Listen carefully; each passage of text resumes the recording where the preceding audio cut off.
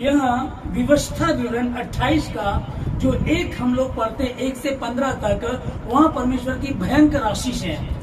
एक पहले में परमेश्वर ने कहा लोगों को कि यदि तुम मेरी बात को मान करके चलोगे, है ना। 28 का 1 में लिखा, यदि तू अपने परमेश्वर यहोवा की सब आज्ञा जो मैं आज तुझे सुनाता हूँ चौकसी से पूरी करने को चित्त लगाकर उसकी सुने, तो वह तुझे पृथ्वी की समस्त जातियों में श्रेष्ठ करेगा। आमीन।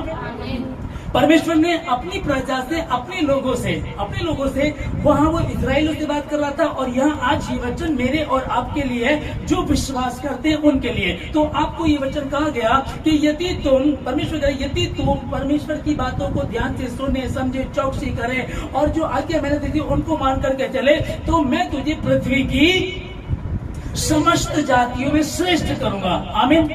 समस्त जातियों में। आप एक परिवार में रहते हैं, आप एक गली में हैं, आप छोटे से नगर में, छोटे से शहर में, बड़े शहर में हैं। यहाँ बात नहीं चल रही है कि तेरी गली की, तेरे मोहल्ले की, तेरे शहर की, तेरे स्टेट की, तेरे देश की, लिखा की पृथ्वी की समस्त जातियों में। आमीन। जितनी भी जातियां दुनिया में, सबों में मैं तुझे श्रेष्ठ कर दूंगा। इस वचन को परमेश्वर ने कहा, और आगे जैसे जैसे हम उसको पढ़ते हैं, फिर यहोवा की सुनने के कारण ये सब आशीर्वाद तुझ पर आ पड़ेंगे। आमीन।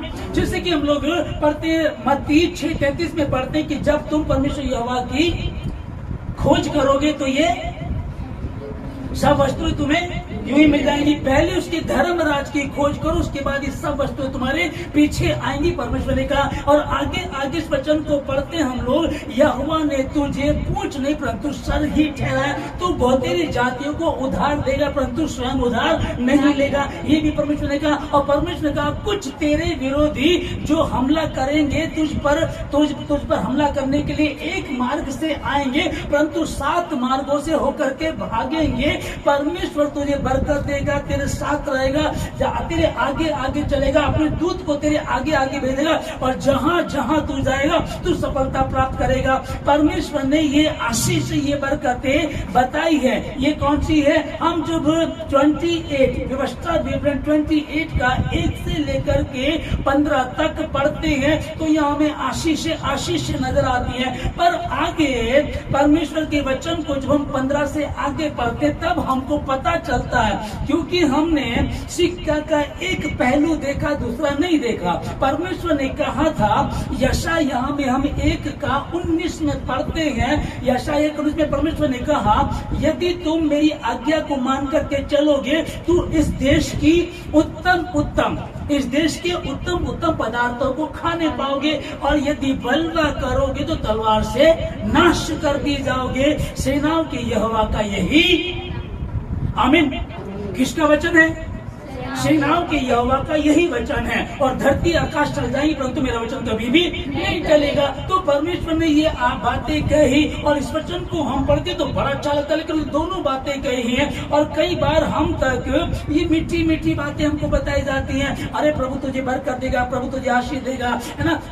धन्य होगी तेरी टोकरी, धन्य होगी तेरी कठौती, धन्य होगा तू बाहर जाते समय, धन्य होगा तू भीतर आते समय। ये बातें कई बहुत अच्छा लगता है, और पढ़ते बहुत अच्छा है भी, बहुत अच्छा है भी। लेकिन फिर जीवन में हम लोग देखते हैं कई बार क्रिश्चियनों में भी, जिनके लिए वचन है, बाइबल में लिखा है धन्य होगा तू बाहर जाते समय, धन्य होगा तू घर में आते समय। जब तू बाहर काम पर जाएगा, अगर नौकरी है जहाँ तू काम करता, तेरा बॉस तेरा आदर करेगा, तेरे आसपास तेरे सीनियर, तेरे जूनियर तेरा आदर करेंगे तो धन्य होगा। तेरी कमाई, तेरी कठौती धन्य होगी, और जब तू घर में आएगा तो धन्य होगा। अधिकतर हम लोग सुनते हैं कि लोग क्या करते हैं, जो जेंट्स है, कई बार यार घर जाऊंगा फिर वही बच्चे को खिला लो, राशन नहीं है, ये नहीं है, वो नहीं है, दिमाग खराब कर देती है। तो ये तो धन्य वाली बात नहीं है। अगर ये वाला पहलू हमें आ रहा है, बाइबल में लिखा धन्य होगा तू भीतर आते समय और धन्य होगा तू बाहर जाते समय। जब ये कहा तो ये तो होना चाहिए, लेकिन इसके विपरीत हो रहा कि हम धन्य ना तो घर में है और ना ही